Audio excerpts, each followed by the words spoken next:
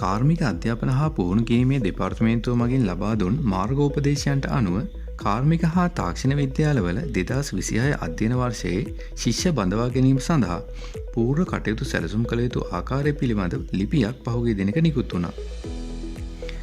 ඒ අනුව සම්මුඛ පරීක්ෂණ සඳහා සිසුන් දැනුවත් කිරීමේ කටයුතු 2025 දෙසැම්බර් 8 සිට 2025 දෙසැම්බර් 14 දක්වා පැවැත්වෙනවා.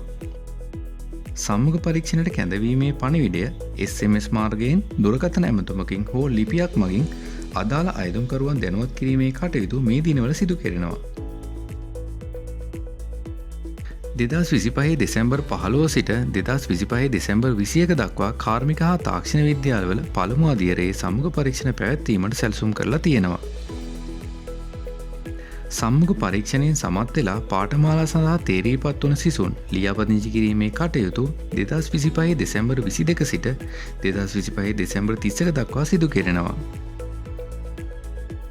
2026 ජනවාරි 5 සිට නව අධ්‍යයන වර්ෂයේ පාඨමාලාවල අධ්‍යයන කටයුතු ආරම්භ වෙනවා.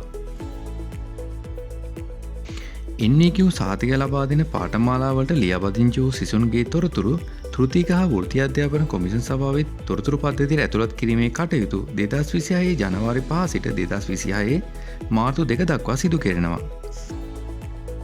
පාඨමාලාවල ප්‍රමුඛතාවය සහ පාඨමාලාවට අදාළ නිර්ණායකවල අවශ්‍යතාවය මත කාර්මික හා තාක්ෂණ විද්‍යාලවල සම්මුඛ පරීක්ෂණ පැවැත්වෙන දිනයන් වල යම් වෙනසක් වෙන්න ඉඩ තියෙනවා.